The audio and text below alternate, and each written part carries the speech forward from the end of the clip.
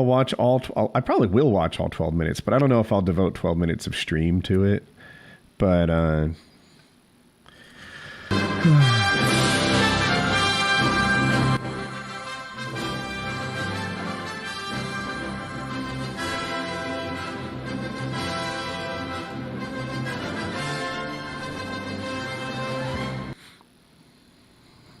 hear about PKA drama.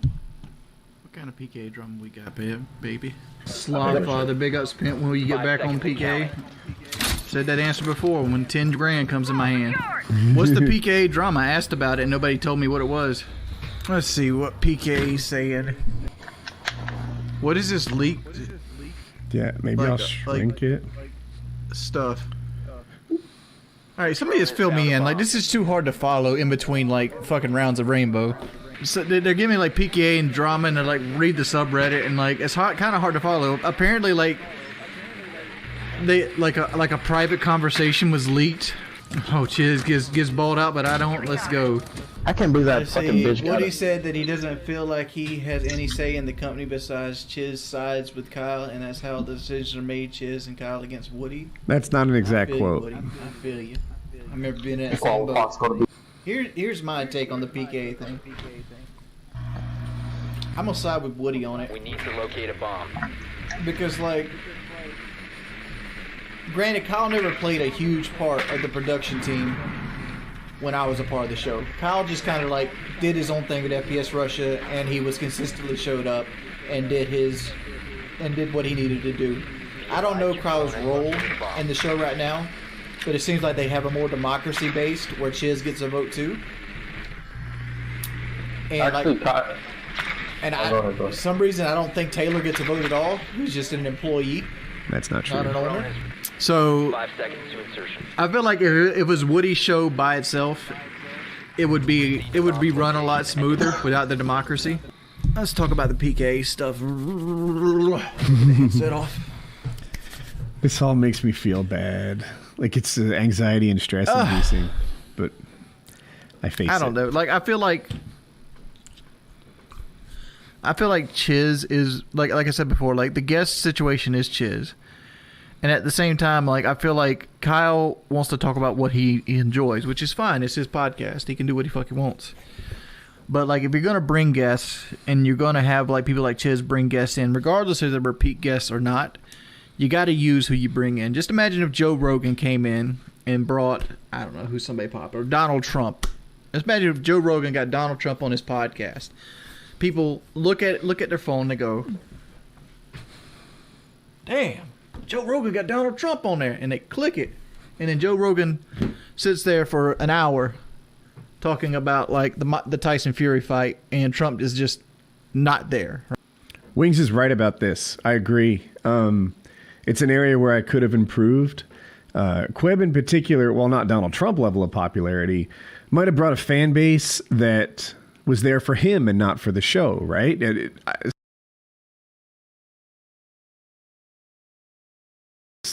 When we have a less known guest, then people are probably there for the show and they learn about the guest in our context. When you bring a guy with 10 million subscribers, they might come just to see him. And, American politics was maybe not a very good topic. We didn't use Queb. I didn't originally look at it through this lens, but I think that Queb may have did his, like, what's wrong with PKA public post in response to some negative feedback about his appearance. And he's like, hey, my appearance could have been a lot better if the host set me up for success, and he's not wrong. But let's listen to more. Right. Trump's just like, you going to talk to me about Corona? You going to talk about the impeachment? You going to talk to me about the hotels? Like, what are we going to do? Right? That's bad podcasting. That's completely bad podcasting. If Joe Rogan did that, people would be like, what are you fucking doing? But, like, PKA does it consistently over and over and over again. They don't use their guest, right? And you can go find situations where we didn't. I'm not trying to say I'm perfect about this, but, like, I've never made $100,000 a year off a podcast. And, like, I was never put in a role where I was making $100,000 a year on a podcast. Right? So, like, you got to hold yourself to a different standard when you're making real motherfucking money to it, right? Most of my podcasts are just, a bunch of boys hanging around. Like, I think we used to make like $200 a month off the podcast show. Sounds about right, yeah. You know, so that right there needs to be addressed. Number one. That's number one. He may Number two, I've never overestimate. really had a problem with the audio of PKA. It's gotten better since we started, but like I've always thought it was good enough. I mean, like I don't think the audio by itself is going to like do leaps and bounds more business.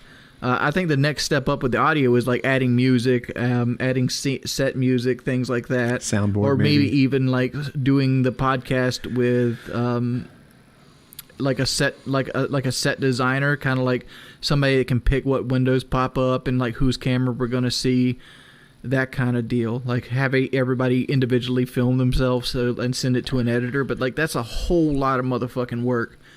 But He might be right about that in terms of increasing the production value. As a counterpoint, the most popular podcasts in the world don't do that, and you might get away from the format, you know? There's a reason people like amateur porn. There's a reason people like podcasting, and it's usually not having a production crew. Even JRE is kind of like just two cameras and guys talking. you make $100,000 a year, you can do that. You should be at that level where I don't know like, where he gets his numbers, you but carry know, on. you have like if you go watch Joe Rogan clips, you see Joe Rogan talk about like the Patterson film with the Bigfoot. He shows that footage and he shows like We do that. footage of them surfing, and then he shows like the guests talking about it, things like that. Would I agree that Chiz? This is all secondhand information I'm given, so if this is wrong, I'm sorry. In a few back, would I agree that Chiz is not doing the best job? I would agree that Chiz is not doing the best job. He has 4 years of material to sell. He has millions of views he can sell, and he has a lot of overhead, and they also can fucking pay. Part of that Patreon money was to help pay for fucking guests, right? Just fucking pay for guests. Like if somebody wants $2,000, you give them $2,000 if they're going to get you more notoriety. So, one, I actually talked to Chiz a lot recently, and I feel like I've had some deficiencies in not talking to Chiz as much as I could have. He does a lot more than I recognized. Everyone gets on him, but once I tap into it, like I'm not the manager of the show. People think I am, but sometimes that's a void that needs to be filled. And when I sync up with guys, it's like, oh, shit, if I am the manager, I'm a shitty one because I'm not realizing the contributions that people make. On the paying thing, that's always been tricky. Guests that work for $2,000 also work for free. $2,000 doesn't get you anything. If I wanted to get, let's say Joe Rogan, right? I'd love to get Joe Rogan. I think he's amazing. How much do you think it costs to get Joe Rogan to do something he doesn't feel like doing? Right? The answer is 6 digits, 7 digits, something like that. Comedians, people who have a book out, they all pop up. They do publicity tours. You know, that's how we got who's the To Catch a Predator guy? Well, you guys surely remember his name, Chris Hansen. That's how we got him. You know, he had a show, a GoFundMe that he was looking to promote. You can get people for free that you can also get for $2,000. When you start getting people that demand appearance fees, like a Miley Cyrus, it becomes unaffordable for a show like ours. Like for example, like if somebody like, I don't know, Joe Biden wanted to like promote his campaign on your podcast, and you're like, yo, we got this many viewers, we got this many eyes, we have a young demographic market, and plus we'll give you $1,000 to boot. Joe Biden would be huge. Joe Biden would be huge, but $1,000 doesn't sway his decision to show or not show. I think Wings is just off target on this part. No matter what political stance that you get on, right? I mean, like, there's all kinds of things that you can do. But, like, I feel like Chiz is just not doing his job as well as he could be. And I think I called Chiz out on that before. Like, it's Chiz's job is to get the guest. And, like, having consistently the same guest. Like, I forgot how they said this guy named Koala Pop or something like that. Webblecop. He's on his 7th time. Like, shit, son. I haven't even been a guest on PKA 7 times. Wings would be a good get. Like, Webblecop's a 10 million sub like, channel. there's that one dude He's that's a a good comedian that has, like, the big forehead. I don't know his name either. Steve Hostetter. Honestly, I would be a better producer. Like, every time I went out to get a guest, I always went bigger. Like I got Wax, which they've gotten Wax again. I've gotten Sage Francis. I like Wax. I've got. I went to try to get the Navy SEAL guy, even though he lied to us. I went and tried to find a fucking Navy SEAL guy. So this actually was a quality that I always admired in Wings when he was on the show. I wouldn't say he landed big guests, but he would often say, like, man, we should get Jay-Z. We should get this guy or that guy. And he dreamed bigger than I dream. And I always thought that was kind of cool. But when I compare results, I feel like Chiz has landed bigger guests than Wings ever did. Is Big Wax the biggest guest Wings ever landed? I love that guy, and I listen to his music, and it's on my playlist. I'm not knocking Big Wax at all. I'd like to have him again. But when I look at him versus like Chris Hansen, Steve Hofstetter, Milo Yiannopoulos near peak, and like those guys, Jordan Peterson, Wings dreamed big, and I always admired that and respected it. But Chiz has delivered bigger. Right before I got kicked off, I was lining Glenn Jacobs up to be on the podcast because he was at that point he was hurt and he was out of the WWE, and he's a very political guy, and I figured he'd be an interesting conversation to come in and talk about like the WWE stuff, maybe do some shoot stories, maybe talk some politics, that kind of stuff. But at this point, you can't bring only Use Me Blade would actually be a good guess at this point, but like you can't bring Jericho and Tucker on and be like. I actually talked to Chiz about Only Use Me Blade recently, and I think we're going to get him. It turns out that he's hard to get. He doesn't have a Twitter. He doesn't have an Instagram. I think I'm telling this about 90% right. This is what Chael Sonnen does. So work with me. And I think the strategy now is for Chiz to literally catch him live streaming and donate to him as a way to get Blade's attention. Blade's social media is a little bit right only, kind of like mine. Like it's kind of hard to get my attention, and I do that intentionally because sometimes if I was more accessible, then people use that to hurt my feelings. Maybe Blade's doing a similar thing, but anyway, I hope we get Blade, and we're on the same team there. And it might not be a whole show, by the way. Blade might be a good 1 or 2 hour guest instead of 4. Like, hey, welcome to the 5th time we've seen it. Yeah, Glenn Jacobs is Kane. Yeah, I was in contact with Glenn Jacobs to get on PKA. I mean, there's a lot of those old wrestlers. You give them $500, they'll come on and talk about shit. Like, there's an entire, subgenre of, shoot commentaries that people just give these guys. Like, you ain't got to get A-list wrestlers like Kevin Nash. You can go get a fucking C-list wrestler. Who's somebody at C-list? Like Disco Inferno, right? I bet the Disco Inferno has a ton of fun stories because he was part of the WCW talent team. He was part of the booking team. He was a cruiserweight champion. He traveled all over the world. You could talk about hookers, rats. There's all kinds of shit you could do with the Disco Inferno. I actually like this idea. It's not one that I would have thought of on my own, but that is an untapped area for guests. Having said that, Chiz brought on 2 poker stars, and maybe that's an area that Wings didn't think of. So for him to say, we're not doing a good job, I'm misquoting him, but this is how you do better. I think that this is actually just additional to stuff we're doing now. And I bet you Disco Inferno will be $500 to get on. Right? Even if wrestling's boring, the stories don't have to be. New Jack, for example. Well, New Jack's kind of hot right now because of the Vice story. But New Jack back in the day, $500 New Jack would have got on there for a couple hours. Yeah. I mean, that's the kind of shit motherfuckers want to see. He's not wrong. Yeah. C-list fucking rappers and singers or people that come up. There's all kinds of folk singers out there that you can go get. That live lives, or people that had hit songs that aren't really popular anymore, like the Take On Me guy from Aha. I'm sure somebody from Aha would probably be a good guest. I watched Christopher Cross go on the Howard Stern show. Forgive me for what I'm about to do. You guys probably don't know this Christopher Cross. You might know Chris Cross, the rapper. Christopher Cross, and forgive me, is the guy that has that song that goes, sailing, take me away to that words that wood doesn't know. That guy. He came on the Howard Stern show, and Howard Stern, before he talked to him, it turns out behind the scenes, was pushing back on Baba Booey, Gary DeBossi. You know me in names. And he's like, who is this boring guy that's saying sailing? This is terrible.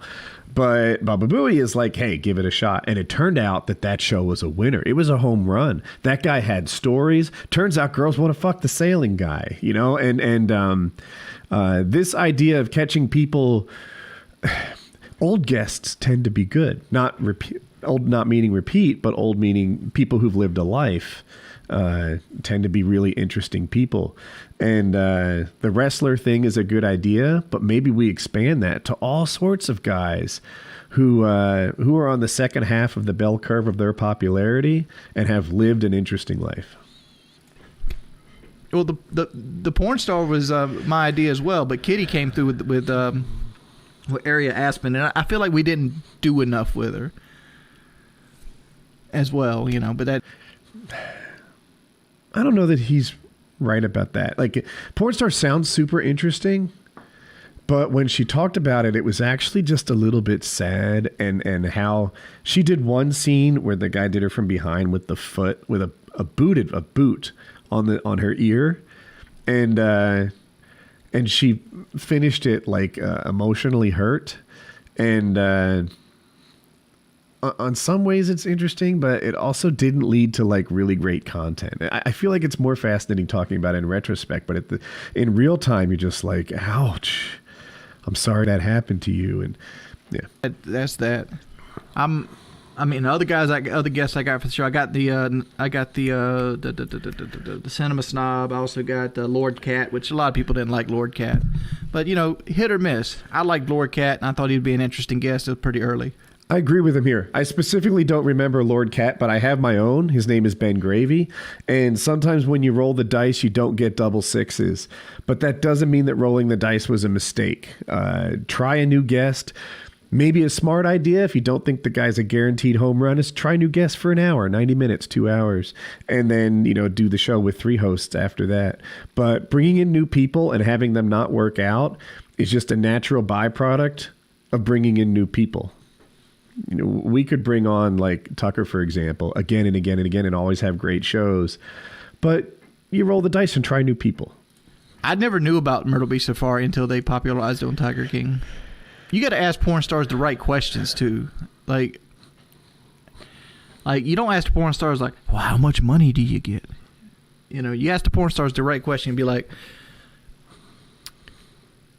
hypothetically, right? How much money would I have to have in my hand for you to like eat a bitch out on her period? Like realistically, I'm not calling you a whore or anything, but like everybody's got a price. Okay, this is funny. You do have to be like, a question like that could derail the show, shut down a guest, and have her not participate going forward. That's a risky question. I see the quality in it, but I also see the downsides. What would your price be? You know, shit like that. Like, that's the kind of shit that people be like, I think I'm going to take the long way to work. I want to hear this story. That's what people want to hear and listen to, and that's what PKA needs to be, and that's what PKA was designed to be, and I feel like they've gotten too tame. People have been so concerned with, like, Taylor poning me, like, being the better host. They've lost sight of, like, what the podcast was actually meant to do, which was to entertain people. I don't see that. He probably gets it. If that's just like 0.1% of the audience doing that, they all point it right at him, and I'm sure he sees something I don't. The show he describes, just off the rails, inappropriate questions all the time, can be a little shallow. I think that's just a part of what the show can be. And like for example, like if Jericho was on, I'd ask Jericho about the time he got fucking maced in Texas by the fucking cops, and how did it affect his view on cops from that? You know, shit like that. Yeah, the stream's about I didn't know man. about that. What's stopping me from coming back on PK?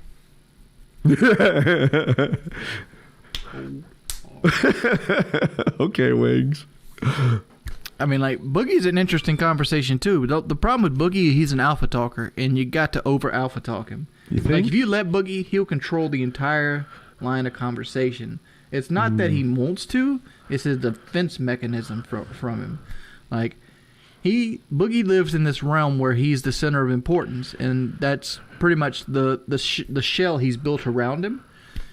And if you go to watch Boogie doing anything publicly, he's always the alpha talker. And as soon as it isn't about him, it's gonna go downhill. So what you gotta do is you gotta keep the conversation about him, but you gotta keep it in a light that is more fun and an angle that's more fun for viewers. Okay. So I actually disagreed until I got to the second half. I didn't see Boogie as an alpha talker that like when I hear alpha talker, I think you're trying to get a word in and I just over talk you. I did see Boogie only really be interested in talking about himself. If you ask him about his career, his ups, his downs, what's right, what's wrong, what this guy did, how he got where he is, he's happy to discuss that. And I found it fascinating. It wasn't a highly rated show, so I think I'm in a minority. But I think that this curve, this ride he's taken, right? And it's all...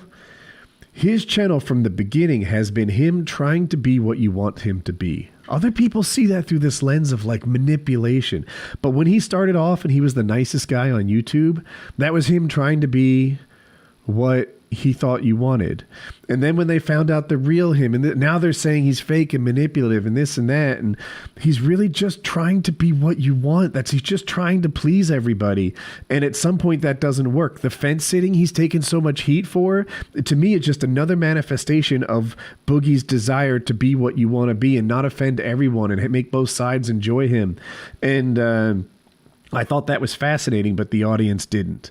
I wanted to hear all about the highs and lows and what it's like and what his fears are, right? Boogie doesn't have a lot of job skills outside of entertainment. And what are we going to do next? And where are we? And he had a little nest egg, but we know he got divorced, and no one post-divorce is very wealthy. And, so he's got real stress on. He sort of had a divorce, lost his audience, and crazy hard times on him.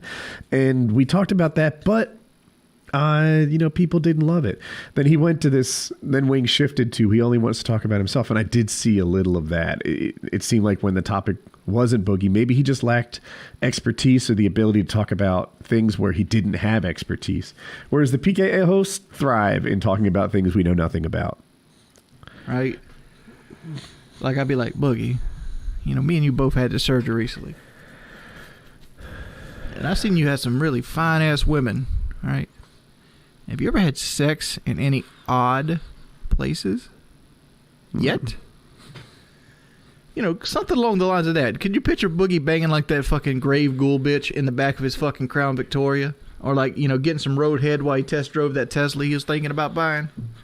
I ain't give a fuck if he lies to me. I just want a good story. I was going to say that's what you know what? You know what they haven't asked Boogie? I guarantee they haven't asked Boogie this, and this son not asked Boogie if he was on the podcast, right? All right. I'd be like, Boogie, you get a whole fucking bunch of shit about your damn teeth.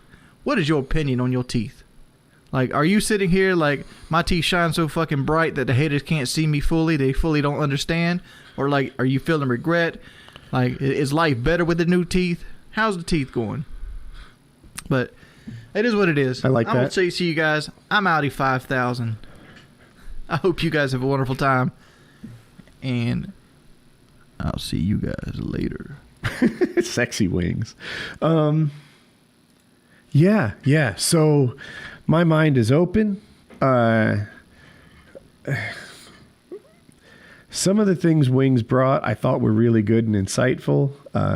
His ideas for where to find new guests I thought was pretty cool. He mentioned pro wrestlers, but there's a whole bunch of like one-hit wonders and pro wrestlers and stuff that might be interesting that PKA could land.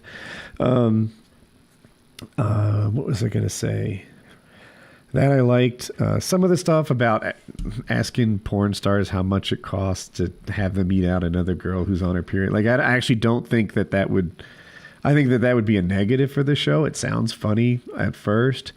But then, like, I swear, if I asked that question, everyone would be like, Woody's so socially retarded. After he asked that, there was nothing good that came out of her for the rest of the show. Thanks, Resin7.